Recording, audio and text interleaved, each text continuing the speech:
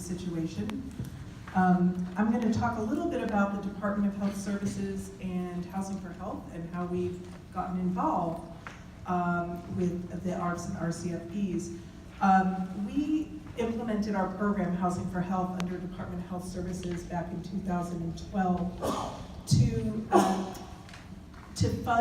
identify and fund permanent supportive housing for homeless individuals who are frequent users, high acuity users of our health system. And in doing that work, we pretty quickly came to realize that a lot of the people we were serving could not live independently, and that they needed some care and supervision. And so we put our heads together and we talked to as many people as we could at that time, and did a little research about how we get access to those beds. And come to find out, we learned also pretty quickly that it's extremely hard to get operators to accept our very challenging clients. And so we had to come up with a solution because we wanted to ensure that those individuals could be housed and safe and in a place where they would be able to thrive. And in doing so, we decided to develop a sort of carve out of our permanent supportive housing program the ability to pay additional dollars to operators to provide additional enhanced services to our clients, understanding the need for more oversight in terms of the fact that some of them are very challenging with multiple complex issues related to health, mental health, substance abuse issues. And so we developed our Enriched Residential Care Program. And I just want to have my staff stand up over here if you haven't met them. And this is my staff, and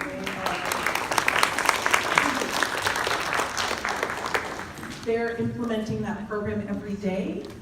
We started about 2.5 years ago, I want to say, maybe 3, 2. And we have well over 1,000 people who are now in a boarding care slot. And so that's pretty much our model. And then Department of Mental Health, Maria will talk about that and how we're now sort of integrating our services. Thanks, Libby. So Department of Mental Health, probably many of you that have been working with us on our clients that are living in ARFs and RCFPs, you know that that program has been under countywide resource management in our department, Mary Marks's direction. So you also probably know that Mary has retired now about a week ago. Oh, she has, sorry. So if you haven't heard, Mary has retired. And at the same time, before that actually, the department decided to transition the program under my division that I work with, which is Countywide Housing, Employment, and Education Resource Development, which many of you know me from that because overseeing our permanent supportive housing, our interim housing programs, our capital development of housing, and so it made sense that we would move that as a housing resource. So, and as we expanded this program, and because we work so closely with Housing for Health and really being able to leverage and learn from the expertise that they've already developed regarding this issue.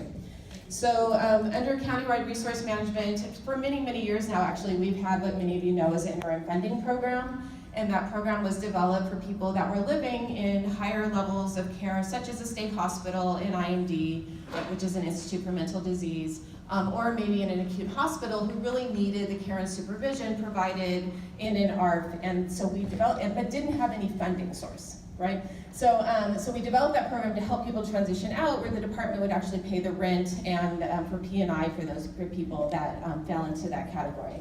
So that program has served about 100 people for many years now, and people would come and go out of the program if we were able to help them access SSI and get on benefits, and they would transition out and be able to pay on their own.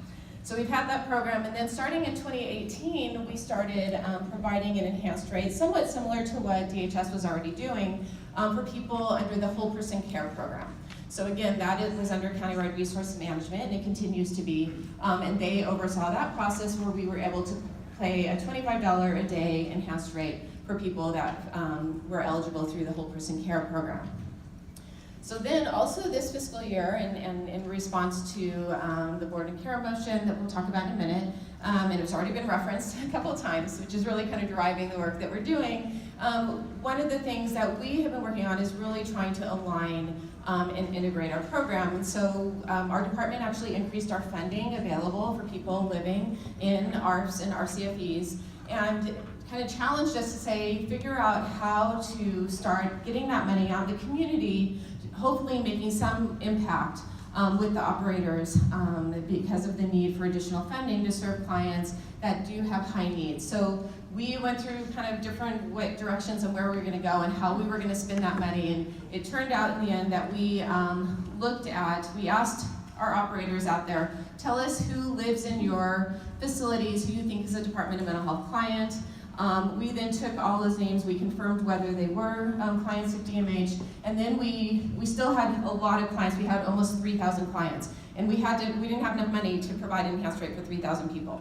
So we said, okay, we're gonna sort them by the people that seem to be the highest need in our system because they're getting the most services.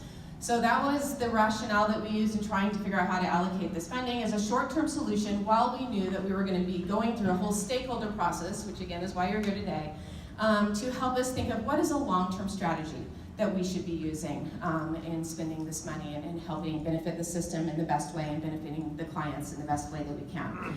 So we were able to fund about 600 clients in 86 different facilities, providing this enhanced rate, and we also funded that at $25 a day. So that's where we are today, and I want to introduce Jackie Drown, who is our United Way Fellow. She's like the one staff I have working on this with me. I'm so happy. She's here working with me because I couldn't have done this alone and without the help of Housing for Health. So just to clarify exactly who we're talking about, our Enriched Residential Care Program work with people, as I mentioned, with complex, multiple psychosocial issues, health, mental health, substance use issues, combination thereof. A lot of our folks need help with their activities of daily living or other care and supervision. They may or may not be ambulatory, and generally speaking, they require help and assistance with their medications, with getting to appointments, with following through with some of the things they need to do to thrive. And so that gives you just a little bit of a view of the clients that we're really focused on here. So getting back to a motion that was actually written by and brought to the board by Supervisor Hahn and Supervisor Kuehl. That was in September 2018. And that motion directed the health agency to focus on three things. One is address funding issues. So look for funding that we can use to help strengthen the system, the ARF system. And as already it was stated earlier by Louisa, if I can quote her, she said, the system is in danger and we need to preserve it. So that was really kind of what is driving this effort. And so the need for funding to help with this, we are very focused on that. We'll share later some of the efforts that are going on that are very exciting statewide, it seems like things are advancing in this area and there's some hope.